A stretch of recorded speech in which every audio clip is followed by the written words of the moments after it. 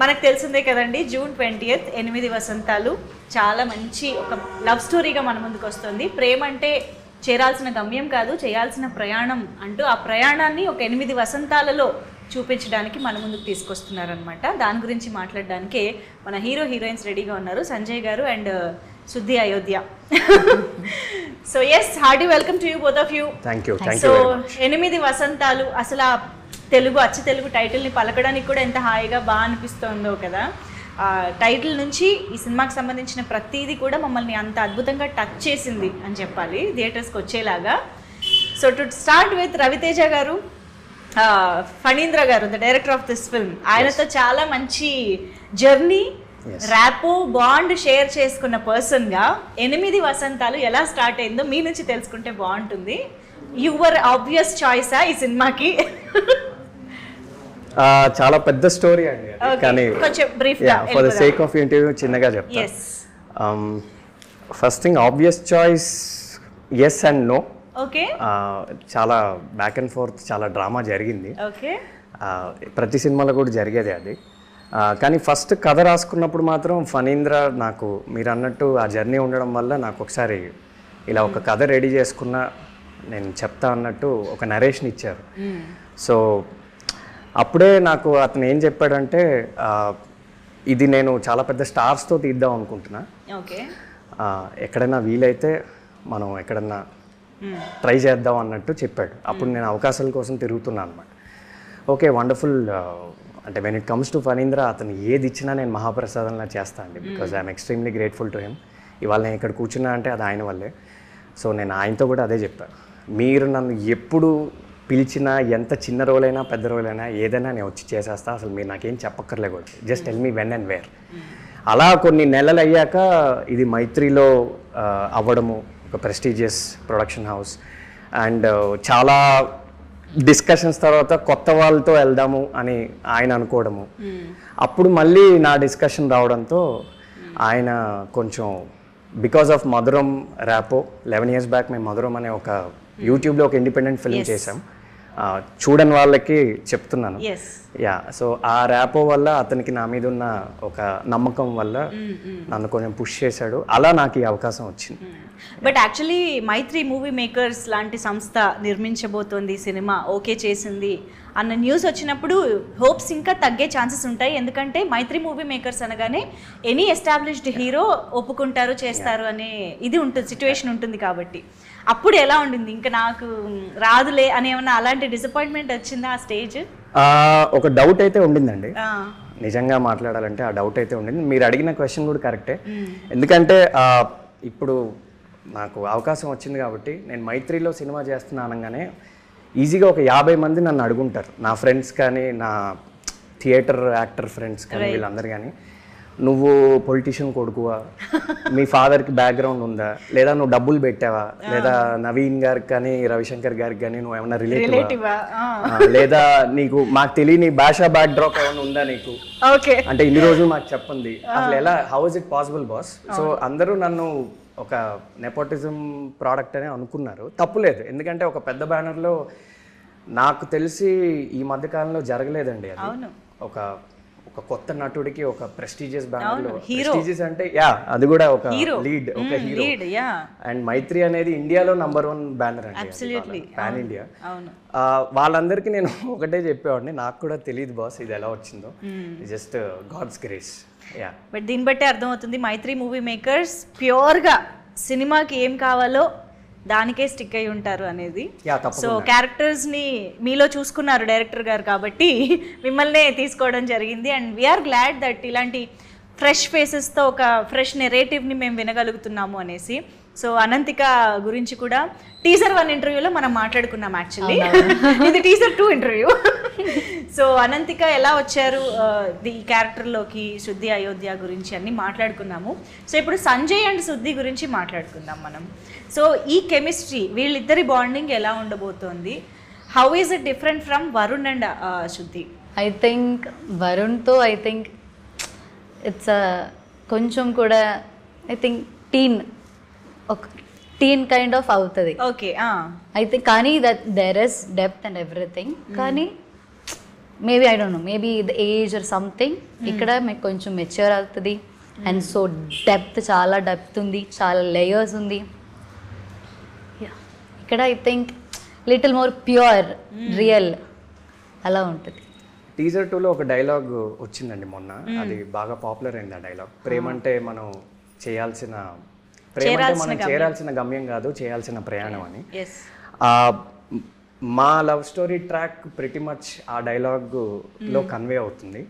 అది ఎలా కన్వే అవుతుంది అనేది మనకి సినిమాలో తెలుస్తుంది. అదే ఆ డెప్త్ కూడా ఆ డైలాగ్ లోనే కవర్ అవుతుంది. అవునా? దట్ ప్రయాణం ఏంటి అనేది, ఆ ప్రయాణం ఏంటి అనేది, మా ప్రయాణం ఏంటి, నా ప్రయాణం ఏంటి అనేది సినిమాలో అంటే చాలా వండర్ఫుల్ గా ఒక్క లైన్ ద్వారా ఫణీంద్ర గారు కన్వే చేశారు. Is a terrific writer. So మీరు నాకు తెలిసి స్టోరీ స్టేజ్ నుంచి ఫాలో అయ్యి ఉంటారు, ఐ మీన్ ట్రావెల్ చేసి ఉంటారు, అండ్ మీరు కూడా క్యారెక్టర్లో చాలా ఇన్వాల్వ్ అయ్యారు కూడా. కాబట్టి ఫణీంద్ర గారు చెప్పాల్సిన ఈ ఆన్సర్ మీరు చెప్పగలుగుతారని నేను ఎక్స్పెక్ట్ చేస్తూ, 8 వసంతాలే ఎందుకు, 10 వసంతాలు ఎందుకు కాకూడదు, 6 వసంతాలు ఎందుకు కాకూడదు, 8 వసంతాల్లో సంజయ్ ఎన్ని వసంతాలు, వరుణ్ ఎన్ని వసంతాలు, ఇలాంటి డౌట్లు ఉన్నాయి, మాకు క్లియర్ చేయాలి. లేడీస్ 12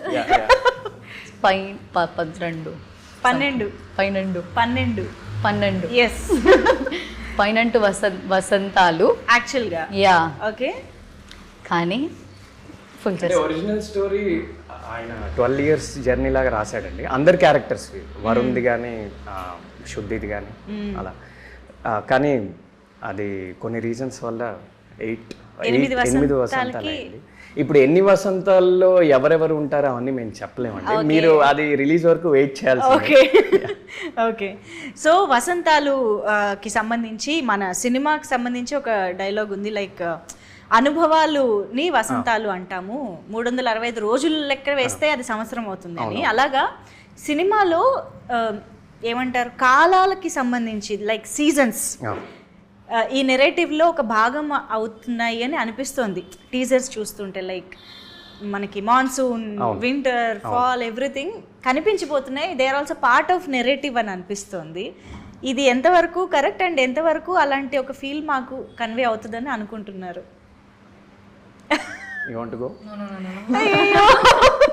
ఏం మీకు ఇన్స్ట్రక్షన్స్ బాగా ఇచ్చినట్టున్నారు ఫణీంద్ర గారు, ఏం రివీల్ చేయొద్దు అంటే.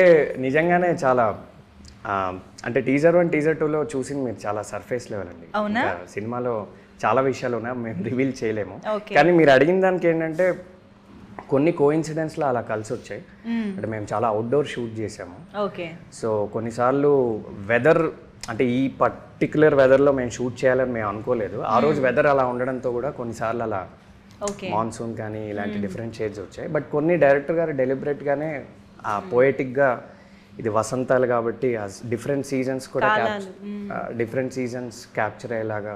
అంటే ఇప్పుడు మీరు ఆ పోస్టర్ చూసినా ఈ పోస్టర్ చూసినా చాలా కాంట్రాస్ట్ ఉంటుంది. ఎగ్జాక్ట్లీ. సో అది మనకి ఫాల్ లాగా ఉంటుంది, ఇది కొంచెం మాన్సూన్ లా ఉంటుంది. సో అది ఆయన అటెన్షన్ టు డీటెయిల్ అనేది కొన్నిసార్లు మనకు కూడా అర్థం కావండి. He's a genius. ఎందుకంటే ప్రతి సినిమాకి ఆ ఫీల్ రాదు. ఇందులో వచ్చింది అని అంటే డెఫినెట్గా అందులో డెలిబరేట్గా మన సినిమాటోగ్రఫర్ కానీ డైరెక్టర్ కానీ అనుకుని చేసి ఉండాలి, చూపించి ఉండాలి. మీరు ఈ క్వశ్చన్ రేపు ఎప్పుడైనా డైరెక్టర్ గారు ఇంటర్వ్యూ ఇస్తే అడగాలి, మీకు ఇంకా మంచి ఆన్సర్ దొరుకుతుంది. Absolutely yes.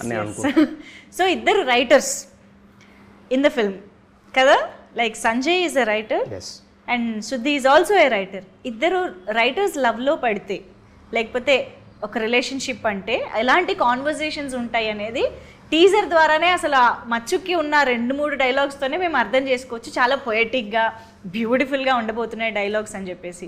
So how would it be, writers మధ్య కెమిస్ట్రీ ఏంటి, ఆ డైలాగ్స్ ఎలా ఉండబోతున్నాయి, what you have to say about it? Phanindra ఇందాక చెప్పినట్టు ఆయన ఒక టెరిఫిక్ రైటర్ అండి. అంటే తెలుగు భాష మీద ఆయనకి ఎక్స్ట్రాడినరీ గ్రిప్ ఉంది. గ్రేటెస్ట్ ఆఫ్ ద గ్రేటెస్ట్ రైటర్స్తో ఆయన పోల్చచ్చు. సో న్యాచురల్గానే ఆయన నార్మల్ క్యారెక్టర్స్కే చాలా హెవీ, చాలా ఇంటెన్స్ తెలుగు డైలాగ్స్ రాస్తారు. అది ఆయన స్టైల్. మీరు మనుదో చూసుకున్నా, మధురంలో చూసుకున్నా అలానే రాస్తారు ఆయన స్టైల్. అది న్యాచురల్గానే. ఇంకా రైటర్స్ అనేసరికి ఇంకా చాలా హెవీ, అంటే హెవీ అంటే ఒక సొఫిస్టికేటెడ్ తెలుగు అనేది కొంచెం యూజ్ చేశారు ఆయన. అంటే సినిమా మొత్తంలో వేరే క్యారెక్టర్స్కి ఉండే డైలాగ్స్కి మా మధ్య ఉండే డైలాగ్స్కి కొంచెం ఒక చిన్న ఒక చిన్న రైటర్ ఎలిమెంట్ అనేది, ఆయన కూడా రైటరే కాబట్టి అది న్యాచురల్గా వచ్చింది.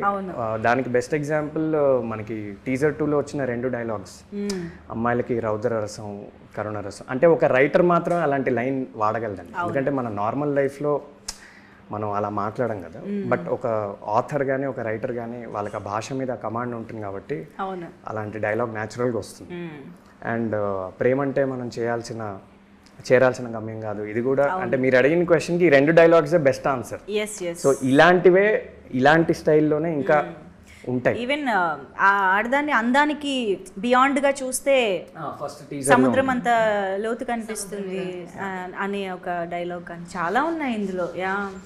సో అలా వెతుక్కోవచ్చండి డైలాగ్స్. చాలా డైలాగ్స్ సినిమా రిలీజ్ అయ్యాక చాలా పాపులర్ అవుతాయి, చాలా వైరల్ అవుతాయి. వాట్సాప్లో వీటిలో స్టేటస్గా కూడా పెట్టుకోవచ్చు చాలా. Yes absolutely. అండ్ ఆయన డైలాగ్ ఎలాగో గుర్తు చేశారు కాబట్టి, సో అమ్మాయిలకి కత్తి పట్టుకునే రౌద్రరసం కంటే కన్నీళ్లు తుడిచే కరుణ రసం ఎక్కువ నచ్చుతుంది అనేది Shuddhi opinion, right? What is Ananthika's opinion? Which నవరసాలలో I also prefer కరుణ రసమా? కన్నీళ్లు తుడిచేవాడు కావాలా? ఓకే, అమ్మాయి కూడా అడుగుదాం సంజయ్ని. ఐ థింక్ నాకు తెలిసి అబ్బాయిలు ఏ రసం కోరుకోరండి, జస్ట్ కొంచెం అమ్మాయి మనకి కేరింగ్గా ఉంటే చాలు, మనల్ని బాగా చూసుకుంటే చాలు. నాకు తెలిసి నేను అలానే ఉంటాను, నా ఫ్రెండ్స్ అందరూ కూడా అలానే ఉంటారు. అంత పెద్దగా ఎక్స్పెక్టేషన్స్ మాకేం ఉండవండి. ఎక్స్పెక్ట్ చేస్తే మాత్రం దొరుకుతుందా? అంటే అమ్మాయిలకు ఉంటే లేదు నాకు తెలియదు, బట్ మాకంత ఇవాళ రేపు అయితే మాకంత ఎక్స్పెక్టేషన్. శాంతరసం కోరుకుంటారేమో కదా మీరు? అది మాత్రం తప్ప. అర్థమవుతుంది. థ్యాంక్స్, మీరు ఒక గుర్తు చేశాను, మంచి ఆన్సర్ యాడ్ చేశారు. అర్థమైంది. అక్కడ నుంచి ఫైనల్గా వచ్చింది ప్రశాంతత. Okay, so after 11 years director గారితో మీరు మళ్ళీ వర్క్ చేసే అవకాశం దొరకడం, అఫ్కోర్స్ నాకు తెలిసి మీరు ఆన్ అండ్ ఆఫ్ కలుస్తూ ఉండొచ్చు, డిస్కస్ చేస్తూ ఉండొచ్చు, బట్ ఆన్ సెట్స్ ఆయన డైరెక్షన్లో వర్క్ చేయడం అనే ఎక్స్పీరియన్స్ మళ్ళీ ఇన్ని సంవత్సరాల తర్వాత దొరికింది మధురం అనే షార్ట్ ఫిల్మ్ తర్వాత. సో వాట్ చేంజ్డ్ అప్పటికి ఇప్పటికీ? ఎలాంటి మీ ఎక్స్పీరియన్స్లో ఎలాంటి మార్పు వచ్చింది? ఇది నన్ను చాలామంది అడిగారండి, ఎందుకంటే మీరు అన్నట్టే ఆ 11 years జర్నీ వల్ల. అగైన్ ఇది ఒక ఎస్సే ఆన్సర్, నేను కొంచెం చిన్న పారాగ్రాఫ్లో చెప్పడానికి ట్రై చేస్తాను, కానీ ముందు ఒక కాంటెక్స్ట్ ఇవ్వాలి. నేను ఫణీంద్ర గారిని బ్యాక్ స్పేస్ అనే ఒక షార్ట్ ఫిల్మ్ చూసి నేను ఒక ఫ్యాన్ బాయ్ లాగా ఫేస్బుక్లో ఆయన అప్రోచ్ అయ్యాను. ఆ రోజుల్లో ఇన్స్టాగ్రామ్ ఇవేమి ఉండేవి కాదు. సార్, నా పేరు సో అండ్ సో, నేను ఒక షార్ట్ ఫిల్మ్ చేశా, ఇవి నా 2 photos, మీరు ఎప్పుడన్నా నాకు ఒక అవకాశం ఇస్తారా? Back space is a terrific film అట్లా.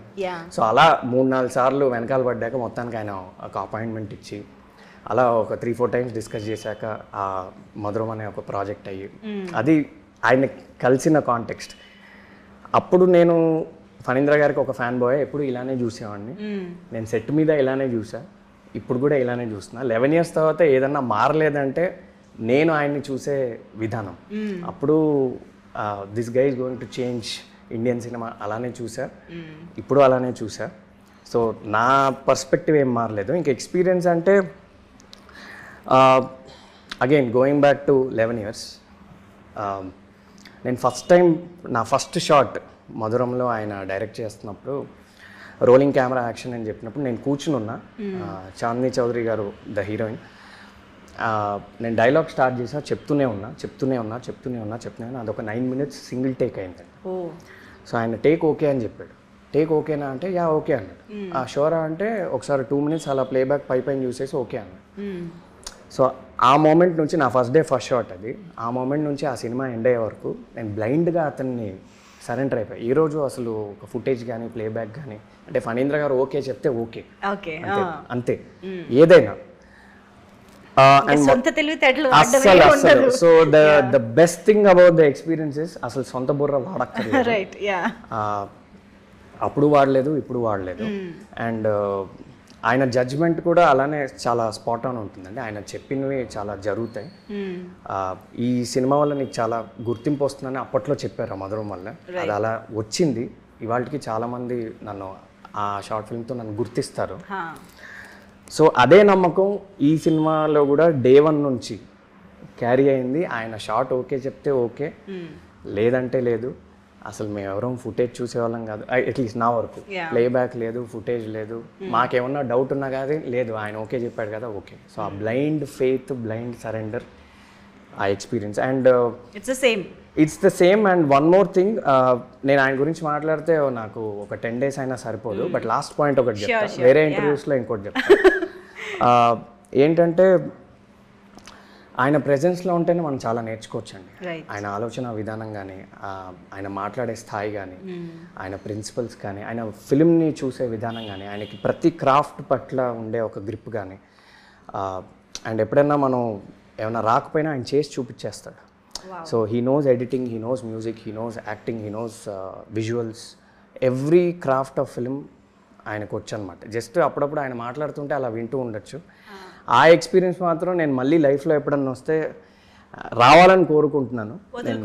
నేను ఫణీంద్ర గారితో కూడా ఒకసారి అన్నా, మీరు బాస్, మీరు ఎప్పుడు నన్ను పిలిచినా నేను వచ్చేస్తా. It's a dream come true to work with you again. Amazing. So ఇంకా we wish to see many more projects మీ ఇద్దరి కాంబినేషన్లో, కొలాబరేషన్లో. అండ్ మీకు అనంతిక, అంటే ఇప్పుడు ఒక టేక్ ఓకే అయిందా లేదా, లేదా ఇందులో నేను ఇంకా ఏం ఎక్స్పెక్ట్ చేస్తున్నారు, ఇంకా ఏం బెటర్ కోరుకుంటున్నారు అన్నది ఎలా కమ్యూనికేషన్ ఉంటుంది మీకు ఫణీంద్ర గారికి? నాకు కూడా అంతే. బికాజ్ ఏదైనా టేక్ బాగాలేదు అంటే సార్ ఏదైనా చెప్తావు, కానీ నేను కూడా అలా వెళ్ళి sir can I do it, ఒకసారి కూడా చేయొచ్చా, ఆర్ ఇది చేంజ్ చేయాలా, సజెషన్స్ నేను ఇప్పటి వరకు అడగలేదు. బికాజ్ సార్కి ఏం కావాలో అంతే చేస్తాం ఇప్పటి వరకు. అంతే. మీరు మీ అంతటా వెళ్ళి నేను ఇలా చేస్తా అలా చేస్తా అని ఏం లేదు. ఓకే, సో బ్లైండ్గా డైరెక్టర్ని ఫాలో అయిపోవడమే. సో మైత్రి మూవీ మేకర్స్ లాంటి ఒక prestigious, because if the scene came out చాలా మంచిగా అంటే he will just give a smile, అంతే.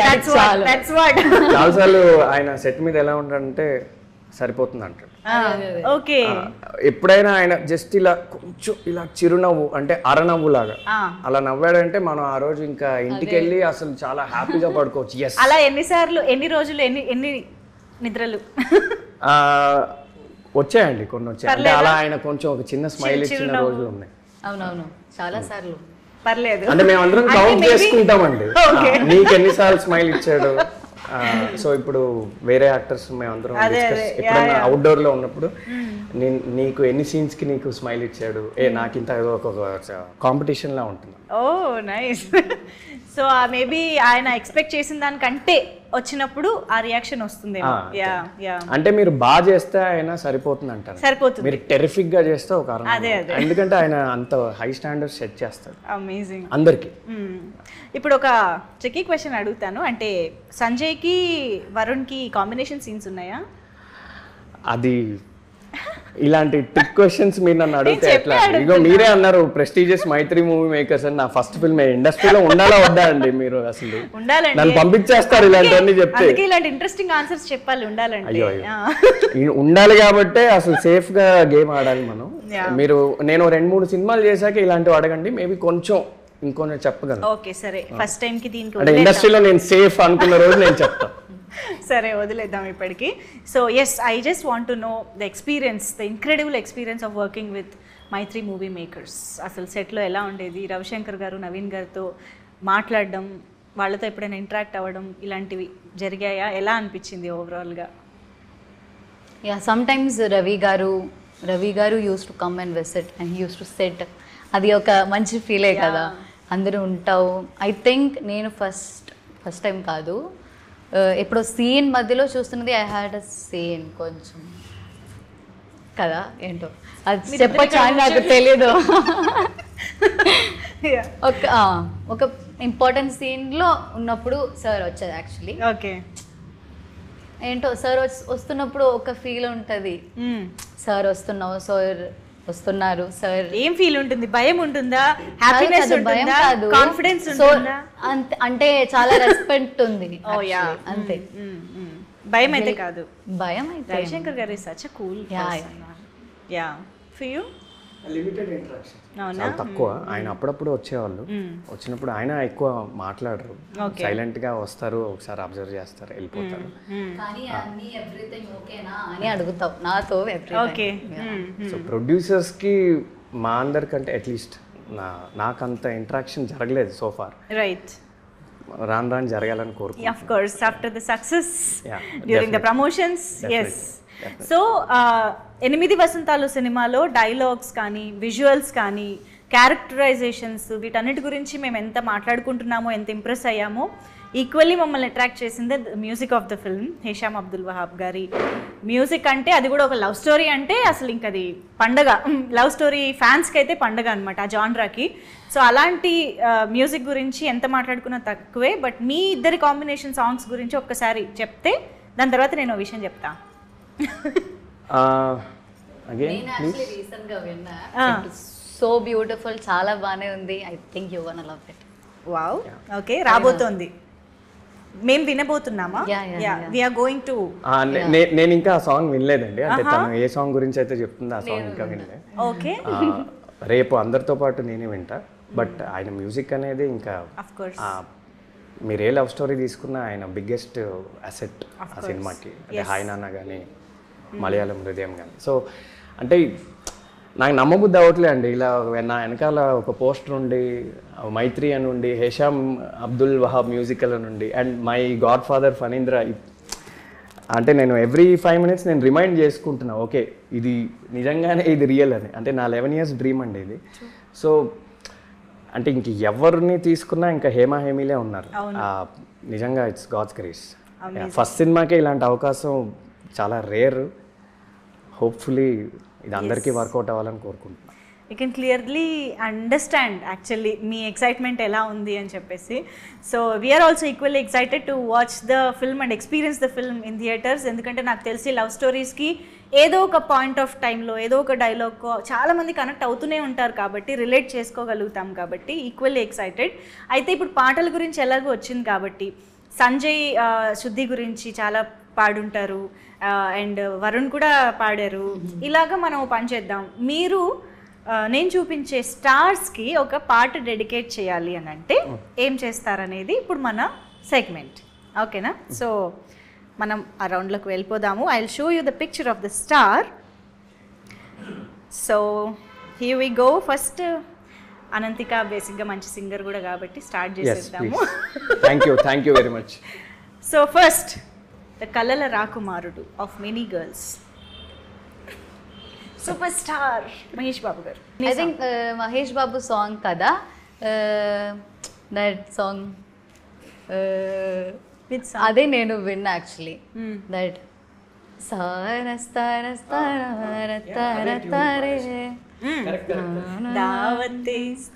అదే నాకు తెలుసు యాక్చువల్లీ. ఫస్ట్ టైం నేను లైక్ ఈ సార్ సాంగ్ ఇది అని నేను అనుకున్నా. ఐ థింక్ అదే నాకు వచ్చింది మైండ్లో. సో ఇప్పుడు the icon star Allu Arjun గారికి which song would you dedicate? Maybe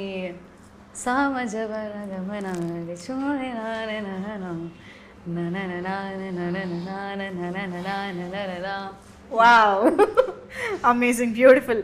మన లవ్ స్టోరీకి దగ్గరగా ఆ సాంగ్ కూడా. ఓకే, అండ్ ఓకే, ఎక్కువ ఇబ్బంది పెట్టాను. ఇంకొక చడా. I love Radhe Shyam actually. Okay. So Radhe Shyam songs అంటే నాకు చాలా నచ్చింది. So there is one song, నగుమోము తారలే, అది. వావ్, అరే వా, మీకు లిరిక్స్ వల్ల పాడలేకపోతున్నారు కానీ సూపర్గా చాలా బాగా హమ్ చేస్తున్నారు. That was amazing. Thank you so much Ananthika. ఇక్కడికి లేదా క్వశ్చన్స్? నాకు మాత్రమేనా? సరే, నేనే మాట్లాడుతున్నాను. ఇది జెలసియా, రివెంజా, అవుట్ ఆఫ్ ఎక్కడి నుంచి వస్తుంది అది? ఎందుకు లేదు, ఆబ్వియస్గా రవితేజ గారు కూడా ఉన్నాయి. So the first beautiful actress Samantha.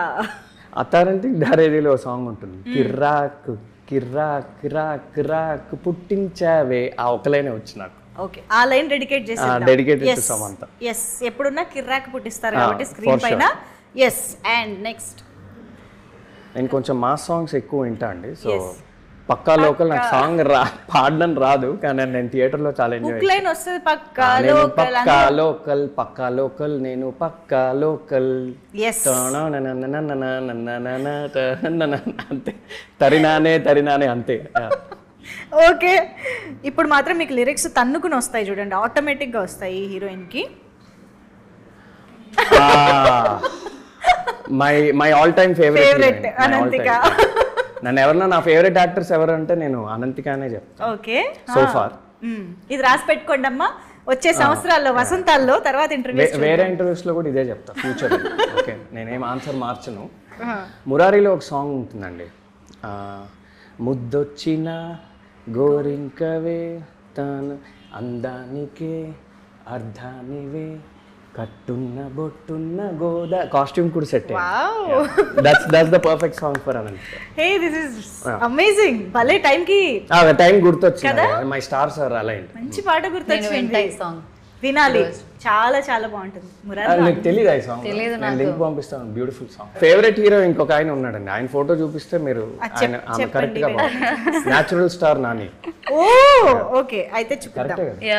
Yeah, so నాకు నేను చెప్తా సాంగ్ దట్ జారే జారే నాకు చాలా సాంగ్స్ ఇష్టం యాక్చువల్లీ. ఆ సాంగ్ ఉంది, ఇంకా నేను చూసే అదే లెగసేం లేదు తెలియదు. నాని గారు అనగానే పాటలు వెల్లువలా పొంగుకొస్తున్నాయి. యా, అర్థమైంది, ఇప్పుడే అర్థమైంది. Okay, so well done. So మంచి మంచి పాటలు అయితే గుర్తు చేశారు డెడికేట్ చేస్తూ. సో ఇప్పుడు ఇంకొక ఇంట్రెస్టింగ్ గేమ్లోకి వెళ్ళిపోదాం మనం. సో లవ్లో ఇప్పుడు మనకి చాలా మేజర్ రోల్ ప్లే చేస్తున్నది టెక్స్టింగ్. లైక్ మనం ఏం ఎక్స్ప్రెస్ చేయాలన్నా, దేని గురించి మాట్లాడాలన్నా మనం వెంటనే చేసేది వాట్సాప్ ఆర్ టెక్స్ట్. కాబట్టి నేను I'll give you some situations. ఆ సిట్యువేషన్స్లో మీరు మీ పార్ట్నర్కి, ఐ మీన్ లవర్కి ఎలాంటి రిప్లై ఇస్తారో, ఎలాంటి టెక్స్ట్ చేస్తారో అనేది మాకు కావాలి. లవర్ కంటే లవర్కే. When you forgot their birthday or any important date, ఏం టెక్స్ట్ చేస్తారు? ఇప్పుడు నేను అంటే గర్ల్ ఫ్రెండ్ బర్త్డే మర్చిపోయారు ఫర్ ఎగ్జాంపుల్, ఆ రోజే, నెక్స్ట్ డే కాదు, నెక్స్ట్ డే గుర్తొచ్చింది. నెక్స్ట్ డేనా ఆ రోజే గుర్తొచ్చింది? అబ్బా, ఇంత డీటెయిల్ స్టోరీ. అంటే దాన్ని బట్టి టెక్స్ట్ మెసేజ్ మారుతుంది కదండి. మర్చిపోయారంటే అర్థం ఏంటి? ఆ రోజు అయిపోయిందనే కదా. నెక్స్ట్ డే గుర్తొచ్చింది, ఏం టెక్స్ట్ చేస్తారు? నిన్న నేను 10 days బ్యాక్ ఫ్రాన్స్ నుంచి నీ కోసం ఒక రింగ్ ఆర్డర్ ఇచ్చాను. ఫ్రాన్స్ ఎప్పుడు వెళ్ళారు? రింగ్ ఆన్లైన్ ఆర్డర్ ఇచ్చాను. ఆన్లైన్ ఆర్డర్ ఇచ్చాను, అది షిప్మెంట్ డిలేస్ వల్ల అది రాలేదు.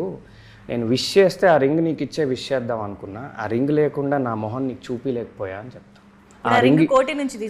ఆ రింగ్ ఇవాళ వస్తుందని చెప్పి వెంటనే 3 hours లో ఎక్కడి నుంచో బ్లింకిట్ నుంచో ఎక్కడి నుంచో తెచ్చేసాను. మన్మధుడిలో నాగార్జున గారి డైలాగ్, స్వీటీ నీ కోసం కోటి నుంచి పట్టుకొచ్చాను, సంథింగ్ అదే అంటున్నా. చాలా స్కెచ్ చేశారమ్మా, 2 నిమిషాల్లోనే ఇంత స్కెచ్ చేశారంటే ఒక 24 hours లో ఎన్నేసి ఉంటారు. తప్పదండి, తప్పదు. డ్రై 1 word రిప్లైస్ ఇస్తున్నప్పుడు, ఓకే కూడా కాదు, కే ఇవన్నీ వస్తాయి కదా, డ్రై 1 word రిప్లైస్. నేను రిప్లై చేయను, అది రిప్లై చేయదంట అనంతిక. రవితేజ ఏం చేస్తారు? మేబీ డైరెక్ట్లీ కాల్, రూడ్గా కాదు నేను, మేబీ అంతే. చాలా పెద్ద మనసు అనంతిక. నా వెంటనే నా మెసేజ్ ఏముంటుందంటే, నా వల్ల ఏమైనా తప్పు జరుగుంటే సారీ అని చెప్పి అక్కడితో అది ఏం చేసేస్తా. ఒకవేళ తప్పు లేకపోయినా సారీ అనేది పడి ఉంటుంది కాబట్టి. Oh my God. ఓకే, చాలా మందికి చాలా ఇన్స్పిరేషన్ ఇప్పుడు మీరు. ఏదైనా ఆక్వర్డ్ మూమెంట్ అయినప్పుడు, జరిగినప్పుడు, అంటే ఫర్ ఎగ్జాంపుల్ ఇప్పుడు మీరిద్దరూ ఎక్కడైనా తిరుగుతున్నప్పుడు కనిపించి, అంటే ఫ్యామిలీ మెంబర్స్కి కనిపించడం కానీ, ఇలాంటివి ఏమైనా అనుకోని సిచ్యువేషన్స్, ఆక్వర్డ్ సిచ్యువేషన్స్ ఏమైనా జరిగితే, బయట మిమ్మల్ని మీ ఫ్యామిలీ మెంబర్స్ చూసేశారు, కట్ చేస్తే ఎవరికి వాళ్ళు వెళ్ళిపోయారు, అప్పుడు ఏం మెసేజ్ పెట్టుకుంటారు? అంటే ఒకరికొకరు అంటే లైక్ మీరు మీ ఫ్యామిలీకి ఏం మెసేజ్ పెడతారు? ఫ్యామిలీకి కాదు, మీరు మీ గర్ల్ ఫ్రెండ్. మన ఇద్దరము ఒక చారిటీ కోసము వెళ్తూ, నువ్వు ఆ చారిటీ ఆర్గనైజేషన్లో వాలంటీర్ అని నేను మా ఇంట్లో చెప్పాను. సో ఏం అనుకోకు, నెక్స్ట్ టైం ఎదురుపడినప్పుడు మాత్రం ధైర్యంగా yes she's my girl friend అని చెప్తా. ఇలాంటి టెక్స్ట్ మీకు వచ్చినప్పుడు మీరు ఎలా రియాక్ట్ అవుతారండి? చారిటీ కోసం కలిసామని చెప్తే I want your reaction for this text, అంటే దిస్ పర్టికులర్ టెక్స్ట్ యాక్చువల్లీ. అంటే ఇంట్లో కూడా వెళ్ళి చారిటీ చేస్తున్నా అంటే కొంచెం పేరెంట్స్ దగ్గర లేదా ఫ్యామిలీ వాళ్ళ దగ్గర పాయింట్స్ పడతాయి. అయిపోయింది, చారిటీ కోసం ఈ అమ్మాయిని కలిసానని చెప్పారు తప్ప ఇంకా రిలేషన్ గురించి చెప్పలేదండి. How would you react if your boy friend does this? It's okay. అయ్యా ఇంత మంచిది ఏంటన్నంతిక. ఆ శాంతరసం అండి, ఇందాక మీరు అన్నారు కదా అమ్మాయిల్లో ఏం కావాలంటే ఆ శాంతరసం తనలో ఉందన్నమాట. శుద్ధికే కాదు చూసే ఆడియన్స్ అనంతిక కూడా పడిపోయేలా ఉన్నారు ఈ ఆన్సర్స్కి. సో మీరే ఒక కాన్వర్జేషన్ స్టార్ట్ చేయాలని అంటే how would you start a conversation? First the senior Ravi గారు. ఇండస్ట్రీలో ఆమె సీనియర్ అండి. సో ప్లీజ్, నీది ఇది ఎన్నో సినిమా? 6వ సినిమానా? కాదు 4వ సినిమా. సో నువ్వు నన్ను ఇలా ర్యాగింగ్ చేయకూడదు, నువ్వే సీనియర్. మీది ఎన్ని ఇయర్స్ అండి? ఇది నా ఫస్ట్ సినిమా అండి. ఎన్ని ఇయర్స్ కాదు, ఇండస్ట్రీలో ఎన్ని ఇయర్స్ కాదు, సినిమా ఇదే first. Okay done. Yeah Ravi గారు చెప్పండి. How would you start a conversation with your girl friend? Girl friend తో కాన్వర్సేషన్ స్టార్ట్ చేయాల్సిన అవసరం ఉండదు కదా. అంటే ఆమె మూడ్ బాగాలేదా లేదా? లైక్ ఏదైనా తీసుకోండి, మీరు ఇంట్రెస్టింగ్ గా ఏదైనా ఒక కాన్వర్సేషన్ బిల్డ్ చేయడానికి స్టార్ట్ చేయాలి అంటే ఎలా? అంటే యాక్చువల్లీ గర్ల్ ఫ్రెండ్ కాకపోయినా ఫస్ట్ టైం మెసేజ్ చేస్తున్నారు అనుకోండి, for example just you have met అంతే, క్రష్, ఫస్ట్ టైం టెక్స్ట్ చేస్తున్నారు, ఏమని టెక్స్ట్ చేస్తారు? అంటే అందరు అబ్బాయిలాగా చాలా మంది అబ్బాయిలాగా ఫస్ట్ గూగుల్లో best 10 first text messages to a girl అని ఏదో కొడితే, లేదా చాట్ జీపీటీలో ఏదో కొడితే కొన్ని వస్తాయండి. కొన్నిసార్లు ప్రతిసారి బ్రెయిన్ పనిచేయదు కదా. అందులో మనకి కొన్ని లైన్స్ వచ్చినప్పుడు మరీ కాపీ పేస్ట్ చేస్తే దొరికిపోతాం కాబట్టి అక్కడక్కడ కొన్ని పదాలు ఇదటు అది ఇటు వేసుకుని కొంచెం మరీ పర్ఫెక్ట్ ఇంగ్లీష్లో ఉన్నా దొరికిపోతాం కాబట్టి కావాలని కొంచెం గ్రామర్ మిస్టేక్స్ 1-2 వేసేసి అలా కొంచెం అటు తిప్పి ఒకటి పంపిస్తాను. అమ్మాయిలందరూ షాక్. ఇది ఐడియా రానప్పుడు, అప్పుడప్పుడు ఐడియా వచ్చినప్పుడు న్యాచురల్గానే ఏదో వస్తుంది కదండి. అంటే రవి గారి నుంచి ఎంతమందికి మెసేజెస్ వెళ్ళాయో నాకు తెలియదు. సో ఒకసారి చూసుకోండి మా ఫస్ట్ మెసేజ్ ఏంటని. మీరు చాలా ఇంట్రెస్టింగ్ ఉన్నారు, can I take you out for coffee, ఇది మోస్ట్ కామన్ అండి. కానీ ఇప్పుడు నేను అలాంటి మెసేజ్ పెట్టలేను, నేను కమిటెడ్ కాబట్టి ఎవరికి. సో మేబీ ఇదివరకు చాట్ జీపీటీ అండి, అంటే చాట్ జీపీటీ లేని రోజుల్లో ఏదో గూగుల్ అంతే. ఎక్స్పీరియన్స్ నాకు లేదు. అవును, అది మీ నుంచే వస్తుంది ఆ మెసేజ్ కాబట్టి. ఏం మెసేజ్ వస్తుంది? స్లోగా స్టార్ట్ అవుతుంది, స్లోగా టెక్స్ట్ చేస్తుంది ఏదో ఫ్లోలో నార్మల్గా. వెరీ నార్మల్ కదా. ఇక్కడ నాకు ఇంట్రెస్టింగ్ ఆన్సర్ రాలేదు కాబట్టి నేను క్వశ్చన్ మార్చేస్తా. మీరు నాని గారికి ఒక టెక్స్ట్ పంపించాలి, అది ఒక అప్పుడు ఏం పంపిస్తారు? బట్ నేనైతే అలా టెక్స్ట్ చేయను, లైక్ నేనైతే అలా చేయను. నేను నార్మల్గా నేను అంత మేబీ నాని గారికి నేనేం చూపించను నార్మల్గా. అంటే నేను చుమ్మా ఊరికి నేను టెక్స్ట్ చేస్తాను నార్మల్గా, లైక్ ఊరికే కాదు నార్మల్గా నేను టెక్స్ట్ చేస్తా, like hi sir this is Ananthika అంతే. అప్పుడు సార్ టెక్స్ట్ చేస్తావు మేబీ అంత పోతుంది అంతే. Hi sir this is Ananthika అని టెక్స్ట్ చేస్తారంట first. What a great thought. Okay next క్వశ్చన్కి వెళ్ళిపోదాం.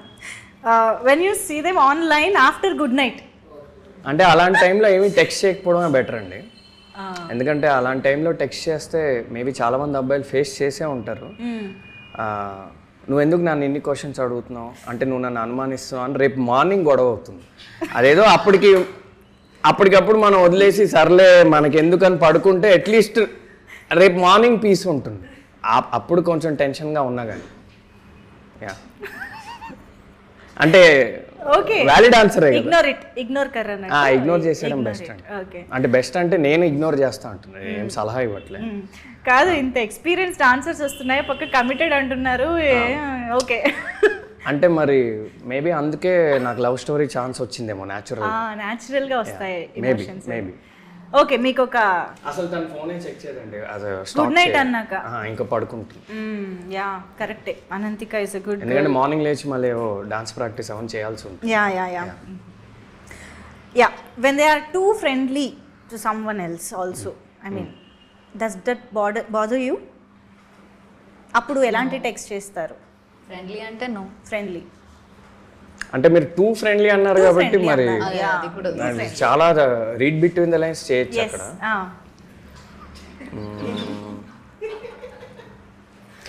నువ్వు ఎవరితో అయితే టూ ఫ్రెండ్లీగా ఉన్నావో వాళ్ళకి నువ్వు కమిటెడ్ అని తెలుసు కదా అని ఒక క్వశ్చన్ మార్క్ అడుగుతా అంతే.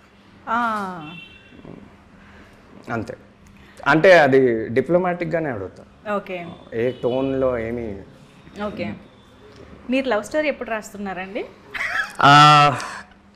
ప్రయత్నిస్తా అండి. ఇక్కడ కొంతమంది ఇద్దరు మంచి రైటర్స్ ఉన్నారు, వాళ్ళు ఎప్పుడైనా సహకరిస్తే. ఇంత ఎక్స్పీరియన్స్ ని వేస్ట్ చేసుకోకూడదు, మీరు రాసేయండి. చాలా రిలేటబుల్ ఆన్సర్స్ కూడా ఇచ్చేసారు కాబట్టి. యా, బట్ ఐ థింక్ 8 వసంతాల్లో డెఫినెట్గా ఇలాంటి చాలా రిలేటబుల్ ఎమోషన్స్ అయితే ఉంటాయని అర్థం అవుతోంది.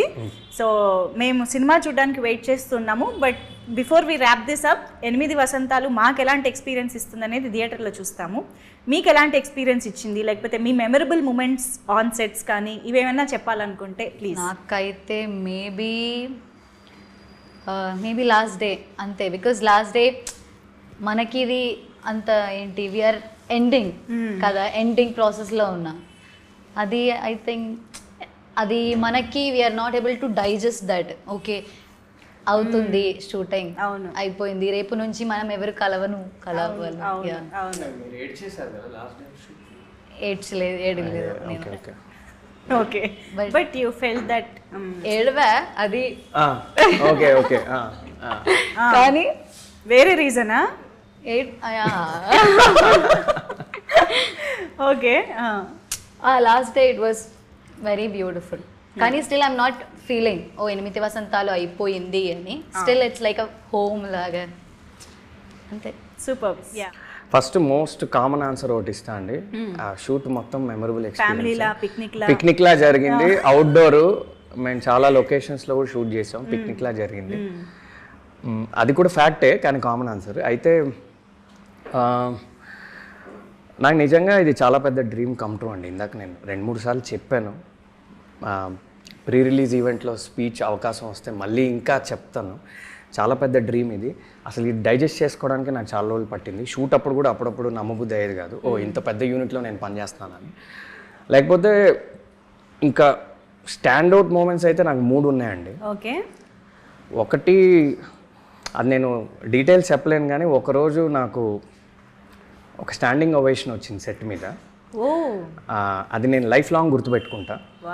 అది డీటెయిల్స్ నేను చెప్పలేను, మేబీ సినిమా రిలీజ్ అయ్యాక మళ్ళీ మనం కలిస్తే నేను చెప్తాను ఏ సీను ఎక్కడ అనేది చెప్తాను.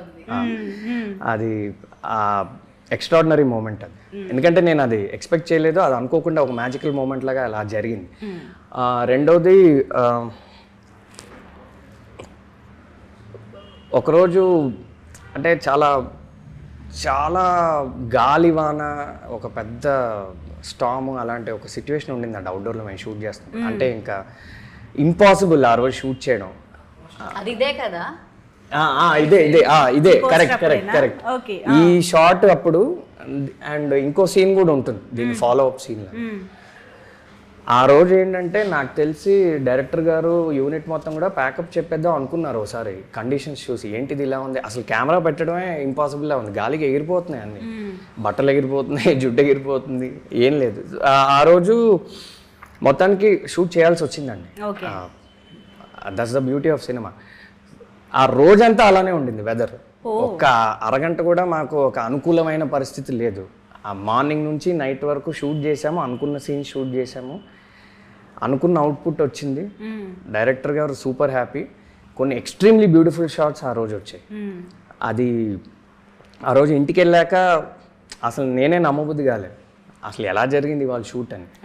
ఏమి అంటే అంత గాలంటే మైక్లో ఇన్స్ట్రక్షన్స్ కూడా ఏం వినపడేవి కాదు. సంహవ్ గట్టెక్కాము అండ్ చాలా బాగా వచ్చింది. ఆ రోజు ఒక సాటిస్ఫాక్షన్తో పడుకున్నాం. ఓకే మనం ఒక ఛాలెంజింగ్ వెదర్లో కంప్లీట్ చేసాం. అది బ్యూటిఫుల్ మెమరీ. అది కూడా చూస్తుంటే మంచి బ్రీజీ ఫీల్ వస్తుంది. అండ్ ఇంకొకటి most importantly day 1 of shoot, okay అది ఇంకా లైఫ్ లాంగ్ గుర్తుండిపోతుంది. ఎందుకంటే నా ఫస్ట్ సినిమా ఫస్ట్ డే, అందులోనూ డే 1 నాకు చాలా పెద్ద సీన్ పడింది అనమాట. అంటే ఏదో చిన్న సీన్ ఇలా కాదనమాట, ఇంపార్టెంట్ చాలా ఇంపార్టెంట్ సీన్, చాలా డెప్త్ ఉన్న సీన్ అది. ఫస్ట్ డేనే పడింది. నేను చాలా టెన్షన్ పడ్డా, ఏంటి ఫస్ట్ డేనే మనకి ఇంత పెద్ద సీన్ వచ్చింది ఏంటని. కానీ ఆ రోజు కూడా చాలా మంచిగా జరిగింది. ఆ రోజు నేను కొంచెం కాన్ఫిడెన్స్ వచ్చింది. అంటే ఓకే, మనం ఏదో అనుకుని దిగాము, మనం అనుకున్న దానికి ఇక్కడ ఉన్నదానికి అంత వ్యత్యాసం ఏం లేదు, మనలో మ్యాటర్ ఉంది, మనం నిలబడచ్చు. కాన్ఫిడెన్స్ ఆ రోజు ఆ డే 1 షూటింగ్ అయ్యాక స్మూత్గా అయ్యాక వచ్చింది. సో ఈ మూడు అండి. Wow, amazing. Thank you. So after release కూడా ఇలాంటి మెమరబుల్ మూమెంట్స్ ఇంకా ఎక్కువ రావాలి అని కోరుకుంటున్నాము. అండ్ 8 వసంతాలు మాకు ఒక మెమరబుల్ ఫిల్మ్ అవ్వాలని కూడా మనస్ఫూర్తిగా కోరుకుంటున్నాము. So thank you so much for being with us. Thank you.